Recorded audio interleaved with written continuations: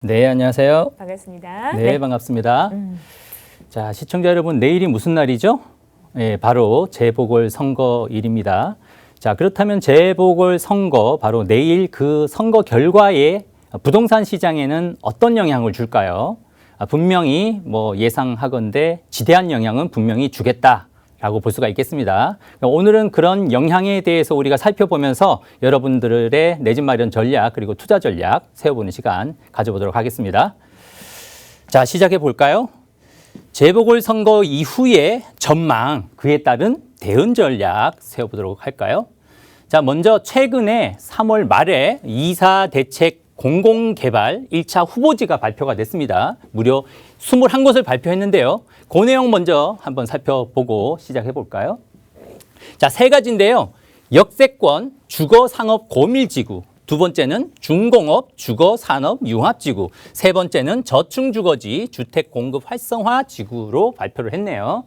자, 그중에 역세권 주거상업 고밀지구를 살펴보면 먼저 금천구 요 위치입니다. 금천구 가산디지털역이고요. 그리고 도봉구에 3개 지역이 발표가 됐네요. 방학역 이 지역이 되겠습니다. 2번, 3번, 4번. 방학역, 쌍문역 일대가 또 발표가 됐고요. 그리고 영등포가 되겠네요. 영등포역에 한 지역이 발표가 됐고요. 그리고 은평구에 무려 4개 지역이 발표가 됐다. 여기 보이시죠? 파란색 빛깔이 보이는 4개 지역이 총 9개 지역이 역세권 주거상업 고밀지구로 발표가 됐다라는 부분이고요. 자, 두 번째는 중공업 지역입니다. 자, 2개 지역인데요. 도봉구 2개 지역이네요. 바로 요 지점입니다. 요 쌍문역 일대에 2개 지역, 창동 일대에 2개 지역이 발표가 됐다. 또 세 번째는 저층 주거지인데요. 주택 공급 활성화 지구로서 도봉의 2개 지역이네요. 쌍문동과 방학동 일대의 2개 지역 요 위치고요. 그리고 영등포의 3개 지역이네요. 옛 그 신길 뉴타운 지역 해제 지역이었죠. 그 지역 3개 지역이 바로 요 지역이 되겠네요. 요 지역 3개 지역 발표됐고요. 그리고 나머지 5개 지역이 무려 5개 지역이 은평구, 여기 보이시는 은평구의 5개 지역이 발표가 됐다라고 볼 수가 있겠습니다.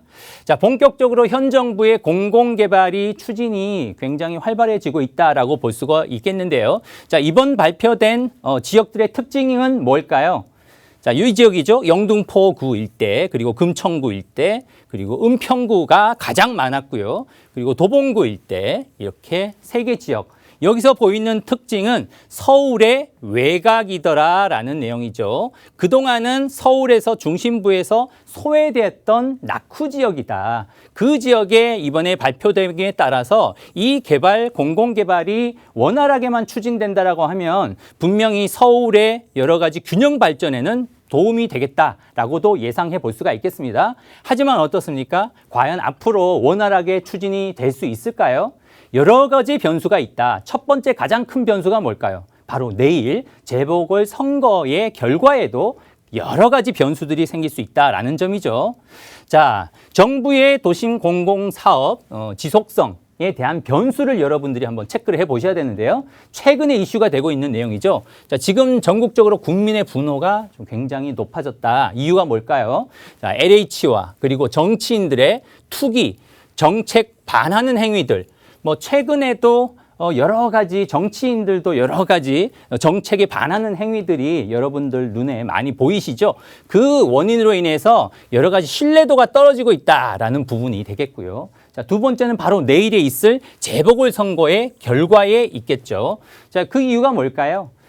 서울의 도심 개발의 최종 인허가권자가 바로 서울시장이기 때문에 내일 재보궐선거 결과가 굉장히 앞으로 서울시 또는 더 나아가서 우리나라의 부동산 시장에 영향을 줄 수밖에 없다라고 볼 수가 있겠고요. 그래서 2사 대책 1차 후보지가 최근에 발표됐다고 말씀드렸는데요. 21곳. 이 지역들의 지속성 여부는 내일 재보궐선거 결과에 달려있는 문제다. 그렇기 때문에 여기서 우리가 관전 포인트는 바로 내일에 있다라고 볼 수가 있겠죠.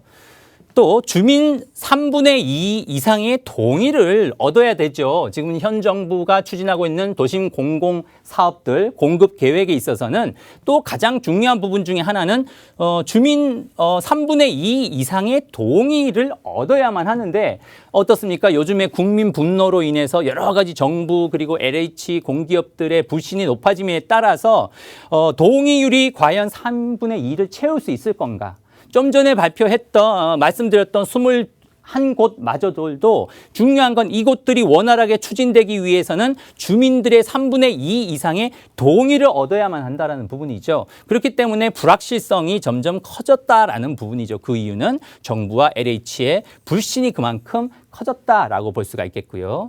또 중요한 부분, 여러분들 이 부분도 반드시 체크를 해야 됩니다. 앞으로 부동산 시장에 지대하게 영향을 줄 수 있는 요인 중에 하나인데요. 바로 실제 입주, 이들 지역 21개 구역들 정부에서 추진하고 있는 도심 공공사업들의 실제 입주 예상 일정을 따져보면 앞으로 5년 후나 7년 후라는 부분이죠. 그러면 바로 내년에는 뭐가 있죠? 대선이 있습니다. 내년 2022년에는 대선이 있기 때문에 내일에 있을 재보궐선거의 결과도 중요하지만 1년 후에 있을 대선의 결과에 따라서도 앞으로 이런 현 정부에서 추진하고 있는 도시 공공사업이 지속성이 유지가 될 건지 아닐지가 결정이 된다라는 부분들을 반드시 체크하면 좋을 것 같고요. 자, 세부적으로 단기 전망이 여러분 관전 포인트입니다. 바로 내일이죠. 4.7 재보궐선거인데요. 자, 유력 후보자가 두 분이시죠. 박영선 후보자 그리고 오세훈 후보자입니다. 자, 정리해보면 서울의 부동산 전망 관전 포인트로 우리가 이렇게 가정을 해볼 수가 있겠죠. 내일 그 결과가 만약에 박영선 후보자가 당선이 될 경우는 현 정부의 정책들을 유지될 가능성이 굉장히 높다라고 볼 수가 있겠고요. 반면에 오세훈 후보자가 당선될 경우를 가정해본다면 현 정부의 정책이 많은 부분이 수정될 가능성이 높다라고 우리가 점쳐볼 수가 있겠습니다. 자, 두 분의 공약들을 한번 비교를 해봤더니 큰 차이점이 있는데요. 공공주도냐 아니면 민간주도냐의 큰 차이점이 있습니다. 자, 그렇다면 공공주도는 누굽니까? 바로 박영선 후보자고요. 그리고 민간주도는 누굽니까? 바로 오세훈 후보자가 가지고 있는 공약이다. 또 차이점만 있는 건 아니죠. 공통점이 또 있습니다. 뭡니까? 바로 재개발과 재건축을 공급 활성화를 하겠다라는 내용이 또 공통점으로 보인다. 자, 여기서 중요한 건 바로 공통점이죠. 그만큼 앞으로 재개발, 재건축이 이 결과에 따라서 선거 결과에 따라서 뭐 또 추가적으로 상승할 가능성이 굉장히 높다라고 우리가 예상해 볼 수가 있겠죠. 자, 그러면 두 유력 후보자의 세부적인 공약 내용을 살펴보는데요. 박영선 후보자의 경우는 평당 1,000만 원 반값 아파트 그리고 고품질 공공주택을 30만 원 공급하겠다. 그리고 시 국유지에 서울형 지분 적립형 주택을 공급 그리고 공공 자가주택이나 공공 임대주택을 공급하겠다. 자, 여기 이제 공통점이라고 했죠. 재개발과 재건축은 활성화하겠다라는 내용이 눈에 띄시고요. 자, 반면에 오세훈 후보는 어떻습니까? 1년 내에 서울시 도시계획 규제를 혁파하겠다. 이 부분이 혁파하겠다는 게 눈에 띄시죠. 어떻게 혁파를 하느냐? 용적률 규제를 완화하고 그리고 한강변 아파트는 35층 규제를 폐지를 하겠다. 그리고 비강남권 상업지역은 확대하고 중공업 지역은 축소, 규제를 완화를 하겠다. 역시 공통점이죠. 재개발, 재건축을 정상화해서 18만 5천 가구를 추진 동력을 확보를 하겠다라는 내용을 여러분들이 살펴볼 수가 있겠습니다. 자, 공통점으로 봤을 때 우리는 이런 예측이 가능하죠. 재개발과 재건축이 뭐 이런 영향으로 어떤 유력 후보자들의 공약의 영향으로 재개발, 재건축이 이미 몸값이 상승을 하고 강남구의 재건축 같은 경우는 호가가 뛰고 실제 거래 사례도 가격이 좀 높게 형성이 되고 있다라는 부분이고요. 또 재개발도 역시 낙후 지역의 빌라들의 인기가 더욱 높아지고도 있고 앞으로도 내일 재보궐선거 결과 이후에도 그만큼 재개발, 재건축이 활성화될 수밖에 없기 때문에 낙후 지역의 빌라 인기는 더욱더 높아질 가능성이 높다라고 볼 수가 있겠습니다.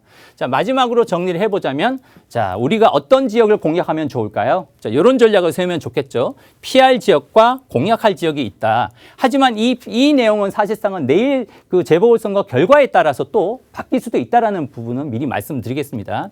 현재 기준으로 기본으로는 피할 지역이 있죠. 어디입니까? 8.4 공급 대책, 2.4 대책. 규제 지역은 피하면 좋겠다. 자, 낙후 지역 되겠습니다.